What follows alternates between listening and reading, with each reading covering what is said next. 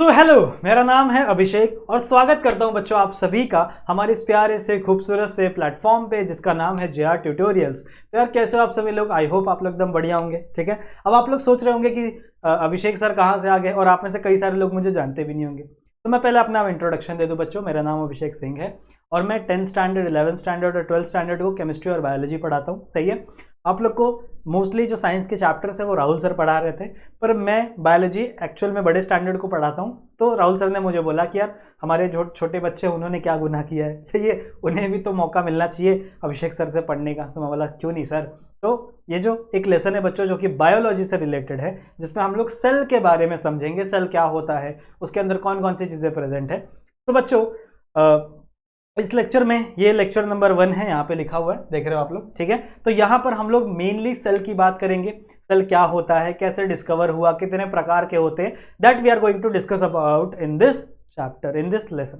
सही बात है, ठीक है। सो बच्चों ये लेसन मैं आप लोग को मैं ही पढ़ाने वाला हूँ। अगले 2 या 3 लेक्चर बनने वाले इसके ऊपर। सही है, सो एकदम अच्छे से पेन बुक सब लेकर बैठो, डिस्ट्रैक्शन दूर रखना। सही है, और जैसे जैसे मैं चीज़ें लिखवाऊंगा उसे अपने बुक में अपने साथ साथ नोट डाउन जरूर से करते रहना। चलेगा, ठीक है। So let's start today's lecture. और आज हम लोग सबसे पहले समझेंगे what is mean by cell. देखो ध्यान से सुनो, आप लोगों ने सुना होगा कि इस दुनिया में जो सबसे छोटी छोटी छोटी चीज है उसको हम लोग एटम बोलते हैं। जो सबसे छोटा चीज है उसको हम लोग क्या बोलते हैं? एटम। जैसे मान लो आपका घर है, ठीक है ना, आपका घर कैसे बना है? छोटे छोटे ब्रिक्स से बना है। छोटे छोटे ब्रिक्स मैंने जोड़ दिए तो यहाँ पे दीवार बन गई। ऐसे या मैंने यहाँ दीवार लगा दी, ऐसे मैंने यहाँ दीवार लगा दी, यहाँ दीवार लगा दिया। सही है, तो मतलब पूरा घर बनाने के लिए मुझे छोटे छोटे ब्रिक्स का इस्तेमाल करना पड़ रहा है। सही बात है। इसी तरीके से आपकी जो बॉडी है, और सिर्फ आपकी ही नहीं, इस दुनिया में जितने भी ऑर्गेनिजम्स है, चाहे वो प्लांट्स हो चाहे वो एनिमल्स हो, उनकी जो बॉडी है ना बच्चों, वो एक छोटे छोटे सब्सटेंस से बनी है, जिस सब्सटेंस को हम लोग क्या बोलते हैं बच्चों? सेल। सही है, तो हमारा पूरा का पूरा स्ट्रक्चर, हमारा पूरा की पूरी जो बॉडी है वो सिर्फ किससे बनी हुई है बच्चों? सेल से बनी हुई है। सही, किससे बनी हुई है? वो सेल से बनी हुई है। और तो एक और बात सुनो मेरी, हमारे बॉडी के अंदर जितने भी फंक्शंस हैं, जैसे मान लो मेरा हार्ट बीट हो रहा है, सही है, मेरा हार्ट बीट हो रहा है ना, तो दुम दुम दुम, चलो तो बीट बज रहा है अंदर, ठीक है, मैं सांस ले पा रहा हूं, मेरे अंदर डाइजेशन हो रहा होगा, बहुत सारी चीजें, बहुत सारे प्रोसेस मेरे बॉडी के अंदर चल रहे हैं। तो दीज आर द फंक्शन। और ये फंक्शन भी कौन परफॉर्म कर रहा है? ये फंक्शन भी बच्चों, अगर हम लोग एकदम छोटे लेवल पे बात करें तो सेल ही परफॉर्म कर रहा है। अब आप बोलोगे सर ऐसे कैसे? हमारा हार्ट जो है वो बीट करता है, सेल थोड़ी बीट करता है। पर आपका हार्ट किससे बना है? आपका हार्ट बना है बच्चों टिश्यू से। टिश्यू किससे बना है? टिश्यू बना है बच्चों ऑर्गन से, टिश्यू बना है सेल से। तो भैया इन द एंड आपकी पूरी की पूरी बॉडी ही सेल से बनी हुई है, तो मतलब फंक्शन भी कौन कर रहा होगा? सेल ही कर रहा होगा। तो यहां से बच्चों मैं एक लाइन लिखना चाहूंगा, मैं एक स्टेटमेंट लिखना चाहूंगा जिसे आप भी अपने बुक में नोट डाउन करेंगे। बड़ा इंपॉर्टेंट स्टेटमेंट है, देखो ध्यान से सुनेंगे। So I can say cell is a structural and functional unit of life। मतलब हमारी जिंदगी का, हमारी लाइफ का यूनिट, मतलब एक पार्ट, छोटा पार्ट। तो सेल क्या है बच्चों? सेल स्ट्रक्चरल है, मतलब हमारे बॉडी का जो स्ट्रक्चर है वो भी किसकी वजह से आया हुआ है? सेल की वजह से आया हुआ है। So cell is a structural, also cell is a functional, मतलब हमारे बॉडी के अंदर जितने भी फंक्शन हो रहे हैं वो सब किसके अंदर हो रहे हैं बच्चों? सेल के अंदर हो रहे हैं। सो सेल इज रियली इंपॉर्टेंट, बहुत इंपॉर्टेंट ऑर्गेनली है। सही है, पर सेल इतने छोटे हैं ना बच्चों कि वो हमको दिखते नहीं हमारे नॉर्मल आंखों से। नॉर्मल आंखों से आप अपने सेल को नहीं देख सकते। सही बात है, तो इसके लिए आपको माइक्रोस्कोप का जरूरत पड़ेगा। एक्चुअल में सेल का जो साइज होता है वो होता है 0.1 से लेके 100 माइक्रोमीटर। समझ रहे हो, बहुत छोटे होते हैं। तो मतलब इतने छोटे हैं कि आप इसे अपने आंखों से नहीं देख सकते। ठीक है, अपनी आंखों से, नेकेड आई से नहीं देख सकते। तो मतलब आंखों से तो देख सकते हो, बट उसके लिए आपको कुछ इंस्ट्रूमेंट्स यूज करने पड़ेंगे, तब आप देख पाओगे। नेकेड आई से नहीं देख सकते। ठीक है, तो बच्चों सेल समझ में आ गया क्या होता है। अब जरा हम लोग बात करें तो हमारे बॉडी में जितने भी सेल्स हैं, ध्यान से सुनो, हमारे बॉडी में जितने भी सेल्स हैं वो उनका ग्रुप, वो सारे के सारे सेल्स एक ग्रुप फॉर्म करते हैं और उस ग्रुप को हम लोग क्या बोलते हैं? टिश्यू। ठीक है, हम लोग क्या बोलते हैं बच्चों? टिश्यू। फिर यही टिश्यू का ग्रुप बनता है ऑर्गन। यही टिश्यू आगे चल के ऑर्गन बनाते हैं और यही ऑर्गन आगे चल के ऑर्गन सिस्टम बनाते हैं। यही ऑर्गन आगे चल के ऑर्गन सिस्टम का फॉर्मेशन करते हैं। और ऑर्गन सिस्टम, बहुत सारे ऑर्गन सिस्टम जब मिल जाते हैं तब बनता है आपका ऑर्गेनिज्म। देन आपका क्या फॉर्म होता है, ऑर्गेनिज्म बनता है। बात समझ में आ रही है? जैसे फॉर एन एग्जांपल, आपने बचपन में लेटर्स पढ़े हैं, अल्फाबेट पढ़े हैं, ABCD जो भी है 26 लेटर, मेरे को नहीं आता, ठीक है, अल्फाबेट्स पढ़े, आपको आता होगा, बहुत अच्छी बात है। फिर अल्फाबेट्स को ही जोड़ जोड़ के आप वर्ड बनाते हो। जैसे मान लो 4-5 अल्फाबेट जोड़ दिया और आपने एक वर्ड बन गया। जैसे मान लो आपका नाम, मेरा नाम अभिषेक। अभिषेक क्या है, ये एक वर्ड है और ये बना हुआ है अलग अलग अल्फाबेट से। फिर ऐसे बहुत सारे अल्फाबेट, ऐसे बहुत सारे वर्ड जब आप एक साथ मिलाओगे तो एक पैराग्राफ बन जाता है। जैसे आपकी बुक में कई सारे पैराग्राफ दिए ना, तो एक पैराग्राफ बन गया, बहुत सारे वर्ड्स मिला दिया, एक पैराग्राफ बन गया। बड़े सारे पैराग्राफ मिला दोगे तो आपका एक लेसन बन जाएगा। बड़े सारे लेसन मिला दोगे तो आपकी एक बुक बन जाएगी। समझ रहे हो मैं क्या कहना चाहता हूं? इसी तरीके से सबसे छोटा है सेल। बड़े सारे सेल्स मिला दोगे तो क्या बन जाएगा, टिश्यू। बड़े सारे टिश्यू मिला दोगे तो क्या बन जाएगा, ऑर्गन। बड़े सारे ऑर्गन मिला दोगे तो ऑर्गन सिस्टम बन जाएगा। जैसे digestive system is organ system, तो डाइजेस्टिव सिस्टम में बहुत सारे ऑर्गन आते हैं ना, मेरा माउथ आता है, टंग आता है, ठीक है, यहाँ पे आता है लैरिंग्स, फैरिंग्स, बहुत सारी चीजें होती है, बहुत सारी चीजें यहाँ पे आती है, ओसोफेगस, फिर stomach, small intestine, large intestine, ये सब ऑर्गन है। तो बहुत सारे ऑर्गन मिलते हैं तो क्या बनता है बच्चों, ऑर्गन सिस्टम बनता है। और जब बहुत सारे ऑर्गन सिस्टम एक साथ मिल जाए, digestive system, respiratory system, circulatory system, सब एक साथ मिल जाए तो क्या बन जाएगा बच्चों, आपका एक ऑर्गेनिज्म, मतलब एक बंदा इंसान बन जाएगा।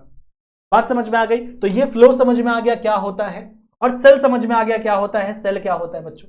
अब सेल को आप देख नहीं सकते, अपनी नेकेड आई से आप देख नहीं सकते। सेल को देखने के लिए we need an instrument and that instrument is known as microscope. किसने बनाया था, क्वेश्चन आ सकता है।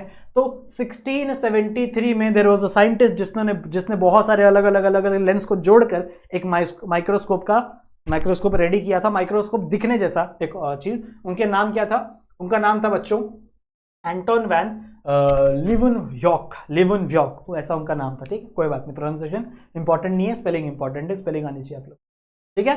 सो ही वाज अ साइंटिस्ट जिन्होंने क्या किया था बच्चों, माइक्रोस्कोप का इन्वेंशन किया था। बहुत सारे छोटे माइक्रोस्कोप क्या किए, लगाए, और फिर क्या किया, उसको देखा। तो इन्होंने सबसे पहले बैक्टीरियाज देखे, बहुत सारे अलग अलग बैक्टीरिया इमेजिन किया, समझ रहे हो, अलग अलग बैक्टीरियाज देखे, छोटे छोटे ऑर्गेनिज्म देखे। और बाद में एक साइंटिस्ट है जिनका नाम था हुक, ठीक है, उन्होंने सेल को देखा। और फिर उन्होंने सेल को कैसे देखा था, मैं आपको बताता हूँ। अगर आपके पास माइक्रोस्कोप है, मान लो आप स्कूल में जाते हो और स्कूल में माइक्रोस्कोप रहते, तो आपको क्या करना है, आपको एक प्याज लेके आना है घर से चोरी करके, ठीक है, और मम्मी को नहीं पता चलना चाहिए वरना मार पड़ेगी, ठीक है। तो एक प्याज लेके जाना है चोरी करके, प्याज को कट करना है, उसकी एक हल्की सी लेयर कट करनी है, ठीक है, हल्का से एक लेयर कट करना है, उसको वॉच ग्लास पे रखना है और उसको फिर आपको माइक्रोस्कोप के अंदर देखना है। तो आपको बहुत सारे ऐसे छोटे ऐसे स्ट्रक्चर देखने के लिए मिलेंगे, ऐसे ऐसे ऐसे, समझ रहे हो, ऐसे बहुत सारे ऐसे स्ट्रक्चर देखने के लिए मिलेंगे। ऐसे ये क्या है, दीज आर द सेल। ये छोटे छोटे क्या है, ये बच्चों एक सेल है आपके। ऐसे बड़े सारे सेल देखने के लिए मिलेंगे with the help of this microscope. तो आप सेल्स को देख सकते हो but only with the help of microscope. चीजें नोट किया करो मेरे साथ साथ, जैसे जैसे मैं बोलता हूं उन चीजों को अपने बुक में लिखा करो। चलो आगे बढ़ते, लेट्स मूव। आगे क्या है, कुछ था क्या, नहीं। Let's talk about cell size. अब देखो सेल जो होते हैं ना वो अलग अलग साइज के होते हैं। अगर आप मान लो आरबीसी को देखोगे तो आरबीसी कुछ इस शेप का होता है, ठीक है। कोई सेल आपका स्पेरिकल होगा, कोई रॉड लाइक होता है, कोई अलग अलग सेल के होते हैं, ठीक है। स्पर्म का साइज देखो ऐसे होता है, ऐसे उसकी टेल निकली रहती है, सही है। ऐसे दुनिया भर के अलग अलग शेप के क्या होते हैं बच्चों, आपके सेल देखने के लिए मिलेंगे। कितने प्रकार के सेल होते हैं, सेल 2 प्रकार के होते हैं, लिखा है क्या मैंने आगे, यस। अगर आप बात करोगे कितने प्रकार के सेल होते हैं, टाइप्स ऑफ सेल, तो सेल बच्चों आपको मेनली ब्रॉडली 2 प्रकार के पढ़ने हैं। The first one is the animal cell, ठीक है, और जो सेकंड वाला है that is nothing but your plant cell. तो जो सबसे पहला वाला है वो है आपका एनिमल सेल, दूसरा वाला है आपका प्लांट सेल। एनिमल सेल का शेप नॉर्मली होता है ऐसा ऐसा सा होता है एनिमल सेल। प्लांट सेल की बात करो तो प्लांट सेल में ऐसे ऐसा सा कुछ देखने मिलेगा आपको, ठीक है। और यहाँ पे डबल कवरिंग होगी, ऐसे ऐसे डबल ट्रिपल कवरिंग देखने मिलेगी ऐसा, समझ रहे हो। अब इसके अंदर बड़े ऑर्गेनली होते हैं, जैसे आपका बॉडी के अंदर ऑर्गन है वैसे सेल के अंदर भी ऑर्गन है। बहुत सही। आपका जो सेल, इस सेल का जो आउटर वाला कवरिंग है, बाहर वाला कवरिंग है बच्चों, इस बाहर वाले कवरिंग को हम लोग कहते हैं cell membrane. What we call, देखो अगर आपको सेल का डायग्राम पूछा गया एग्जाम में तो आपको डायग्राम तो बनाना है, साथ ही साथ कम से कम 4 से 5 लेबल आपको करने हैं उसके अंदर, ठीक है। 4 से 5 लेबलिंग होनी चाहिए। आपकी टेक्स्ट बुक में जितना दिया है सारे कुछ जरूरी नहीं है, सारे ऐसा लिखना है वो जरूरी नहीं है, 4 से 5 लेबल होने चाहिए, इंपॉर्टेंट। तो सबसे पहले बाहर वाला सेल वॉल, सेल मेम्ब्रेन, और इसके पास ये अंदर वाला सेल मेम्ब्रेन होता है। फिर इसके पास एक और बाहर वाला एक और स्पेशल चीज होता है जिसको हम लोग बोलते हैं cell wall. Cell wall animal के पास नहीं होता, सेल वॉल सिर्फ प्लांट के पास होता है, ये बात याद रखेंगे। फिर बच्चों इसके पास होता है एक न्यूक्लियस, सिमिलरली इसके पास भी होता है एक न्यूक्लियस। तो इसे मार्क कर दो, यहां पे लेके आ जाओ, न्यूक्लियस, और इसके पास भी होता है बच्चों न्यूक्लियस। न्यूक्लियस मार्क हो गया। फिर यहां पे मार्क कर दो बच्चों, यहां पे होता है ऐसे बड़ा सा माइटोकॉन्ड्रिया, दिस इज माइटोकॉन्ड्रिया। फिर यहां पे आपको एक ऐसा खाली सा एरिया दिखेगा, यहां पे ये खाली सा एरिया बहुत बड़ा होता है, तो बड़ा सा खाली सा एरिया है, इसको हम लोग क्या बोलते हैं, वैक्यूल। समझ रहे हो, वैक्यूल खाली होता है, समझ रहे हो। 4 मार्किंग ऐसी होगी, 5 मार्किंग होगी, और भी कई सारी चीजें हैं इसके अंदर, गोल्जी एपरेटस, एंडोप्लाज्मिक रेटिकुलम, और मान लो आपका राइबोसोम्स होते हैं, ठीक है। यहाँ पे कहीं आप बना लो गोल्जी एपरेटस, ऐसे बना लो, ऐसे ऐसे करके, समझ रहे हो, ऐसे आप गोल्जी एपरेटस बना सकते हो। तो देयर आर वेरियस थिंग, यहाँ पे आप ल्यूकोसाइट बना लो, सही है। तो बहुत सारे सेल ऑर्गेनली आपके सेल के अंदर होते हैं। कम से कम 4 से 5 नाम आपको पता होने चाहिए अगर आपके बुक में या फिर आपके एग्जाम में क्वेश्चन आता है कि draw the structure of animal cell और draw the structure of plant cell, तो बच्चों आपको डायग्राम बनाना पड़ेगा। इन दैट कंडीशन आपको डायग्राम बनाना ही बनाना पड़ेगा, ठीक है, ठीक है। समझ में आ रहा है, समझ में आ रहा है। प्लांट सेल के पास एक बहुत ही इंपॉर्टेंट चीज होती है, ये आप मार्क करना हमेशा जब आप बनाओगे, ग्रीन कलर में, मतलब ग्रीन कलर नहीं, आप तो कुछ भी कलर बना सकते हो। यहां पे इसे हम लोग बोलते हैं बच्चों क्लोरोप्लास्ट। एक्चुअल में ये एनिमल के पास नहीं होता, ये सिर्फ प्लांट के पास होता है, क्लोरोप्लास्ट। आपने सुना होगा प्लांट खुद का खाना खुद बनाते हैं, ऐसा सुना होगा आपने किसी से वर्ड।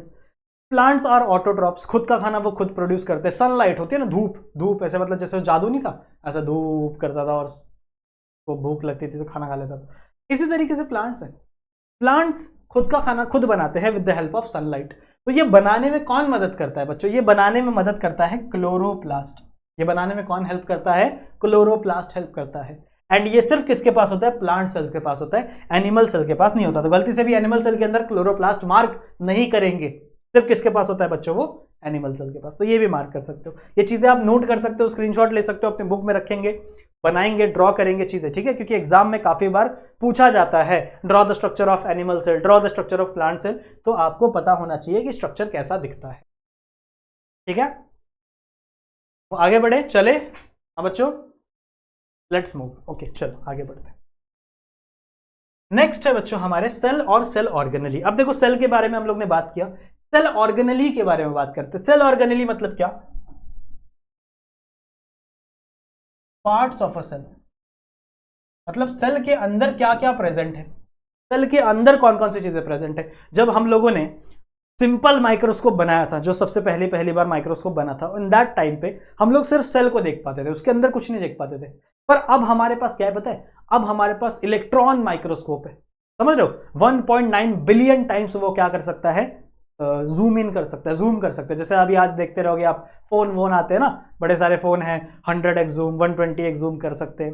बट सोचो माइक्रोस्कोप कितना छोटा ये करता है, माइक्रोस्कोप कर देता है, किसी भी चीज को मैग्नीफाई कर देता है 1.9 बिलियन टाइम, समझ रहे हो। सो दीज आर द क्या है आपके कंपाउंड माइक्रोस्कोप, क्या है वो, कंपाउंड माइक्रोस्कोप, सही बात है। अब इससे हमको ये पता चला कि भैया सेल के अंदर भी बड़ी सारी चीजें हैं, सेल के अंदर भी बहुत सारी चीजें प्रेजेंट होती है। सबसे इंपॉर्टेंट इज न्यूक्लियस। सबसे इंपॉर्टेंट जो चीज प्रेजेंट है सेल के अंदर, that is nucleus. Now nucleus is very important part of our cell. इसका क्या फंक्शन है बच्चों? देखो, हमारे बॉडी का शेप कैसा होगा, आपकी हाइट कैसी होगी, आपके बाल का कलर क्या होगा, आपकी आंखों का कलर क्या होगा, आपके स्किन का कलर क्या होगा, सब कुछ कौन डिसाइड करता है? सब कुछ डिसाइड करता है डीएनए, न्यूक्लियस नहीं। अभी आप लोग सोच रहे होंगे सर न्यूक्लियस बोल देंगे यार मजा आ जाएगा, हैं? सब कुछ डिसाइड करता है बच्चों डीएनए, ठीक है। तो डीएनए हमारे पास है और डीएनए के पास सारी इंफॉर्मेशन है कि आपके बालों का कलर कैसा रखना है, आपके बालों का टेक्सचर कैसा रखना है, आपकी स्किन का कलर कैसा रखना है, आपकी आंखों का कलर कैसा रखना है, आंखों का कलर होता है ना ये, समझ लो, आपके नोज का शेप कैसा रखना है, आपकी आवाज कैसे रखनी है, everything is depend upon the DNA भाई। नाउ डीएनए प्रेजेंट कहां पे रहता है? डीएनए प्रेजेंट रहता है बच्चों न्यूक्लियस के अंदर।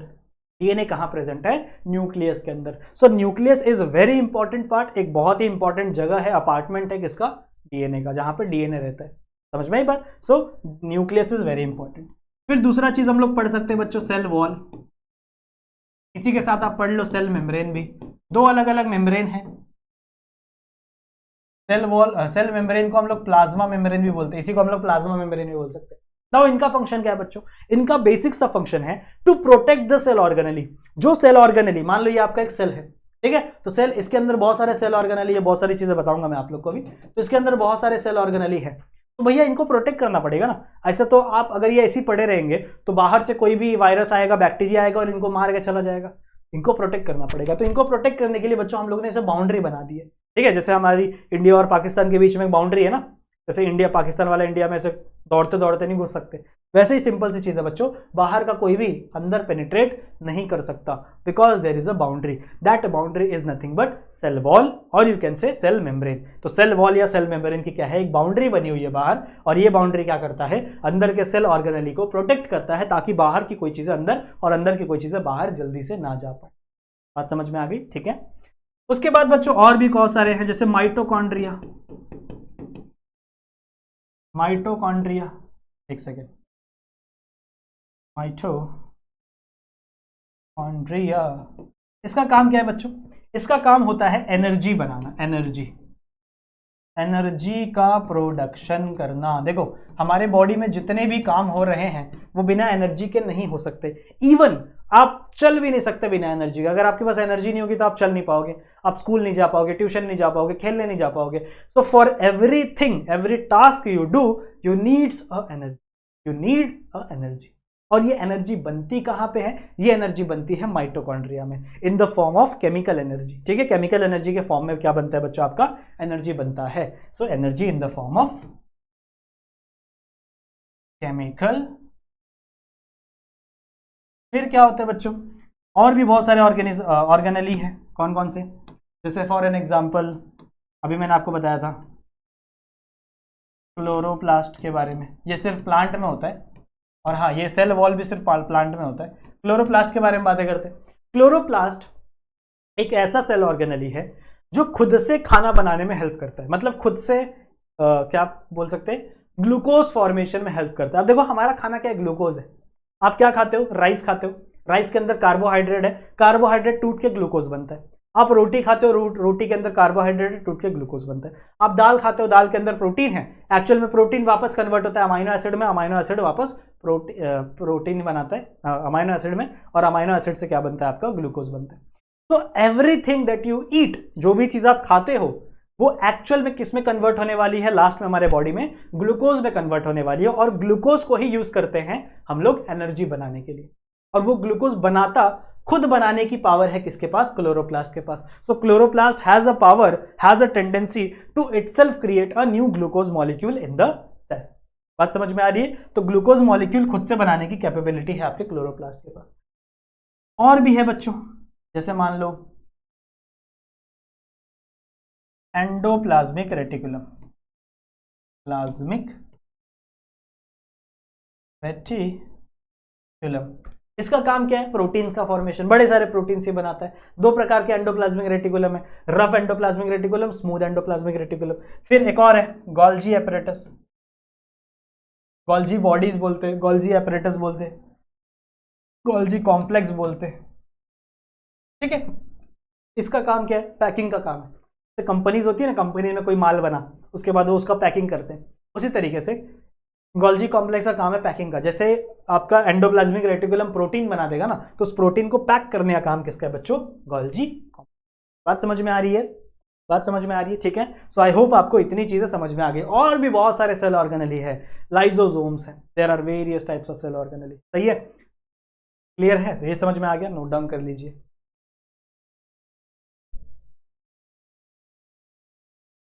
ओके, समझ में आ गया बच्चों? ठीक है, चलो आगे let's talk about micro organism. ठीक है, माइक्रो ऑर्गेनिज्म के बारे में थोड़ी सी बातें करते हैं, उसके बाद हम लोग लेक्चर को एंड करेंगे। ठीक है, what is mean bye micro organism? देखो, माइक्रो का मतलब होता है स्मॉल, वेरी स्मॉल, स्मॉल नहीं, वेरी स्मॉल। ठीक है, एन ऑर्गेनिज्म का मतलब होता है लिविंग थिंग, लिविंग थिंग। तो भैया लिविंग थिंग, ऐसे लिविंग थिंग जो बहुत ही छोटे हैं, ऐसे लिविंग थिंग जो इनका साइज बहुत ही ज्यादा कम है, ऐसे लिविंग थिंग्स को हम लोग क्या बोलते हैं बच्चों? Micro organism. बहुत छोटे छोटे छोटे ऑर्गेनिजम्स होते हैं। नाउ मतलब माइक्रो ऑर्गेनिजम्स यूजफुल भी हो सकते हैं, ऐसे बहुत सारे माइक्रो ऑर्गेनिजम्स हैं जो आपके काम में यूज होते हैं। हमारे स्टमक में भी बहुत सारे माइक्रो ऑर्गेनिजम्स हैं जो हमारे डाइजेशन में हेल्प करते हैं। ठीक है, सॉइल के ऊपर बहुत सारे माइक्रो ऑर्गेनिजम्स होते हैं जो क्या करते हैं, जिनका काम है सॉइल को फर्टाइल बनाना। ठीक है, so there are many useful micro organisms, there are many harmful micro organism. बहुत सारे अलग अलग माइक्रो ऑर्गेनिजम्स भी होते हैं बच्चों। ठीक है, harmful micro organisms. So these micro organisms we will study in the next lecture. ठीक है, आई होप बच्चों आप लोग को इस लेक्चर में मजा आया होगा। जितनी भी चीज़ें मैंने समझाई हैं, बताई हैं, सिखाई हैं, वो चीज़ें आपके दिमाग में घुसी होगी। ठीक है, तो मैं मिलता हूँ बच्चों आप लोगों से एक नेक्स्ट वीडियो में। तब तक के लिए अपना ध्यान रखना and keep study. Bye bye.